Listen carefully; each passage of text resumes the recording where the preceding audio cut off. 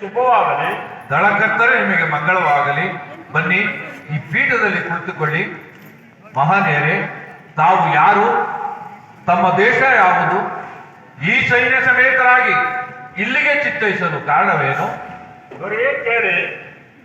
ನಮ್ಮ ದೇಶವು ರೋಮಾಪುರಿ. ನಾನು ಆ ಪಟ್ಟಣದ ದೇವಾರ್ಚಕನು. ನನ್ನ ಹೆಸರು ವಲ್ಸಿಯಾ.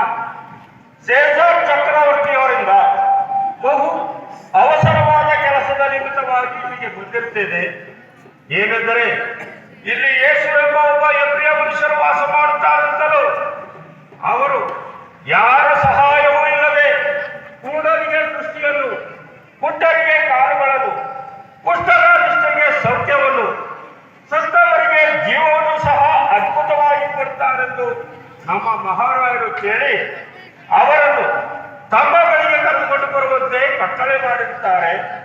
ಆದುದರಿಂದ ಅವರು ಎಲ್ಲಿ ವಾಸ ಮಾಡುತ್ತಾರೆಂಬುದನ್ನು ತಾವು ದಯಮಾಡಿ ನನಗೆ ತೋರಿಸಿಕೊಡಬೇಕೆಂದು ಕೋರುತ್ತೇನೆ. ಮಂತ್ರಿ, ಇವರು ಹೇಳುವ ಮನುಷ್ಯ ಯಾರಾಗಿರಬಹುದು? ದೊರೆಯೇ, ನಿಮ್ಮ ಆಜ್ಞಾನುಸಾರವಾಗಿ ಜುದಯಾಜನರಿಂದ ಜಡೆಯಲ್ಪಟ್ಟು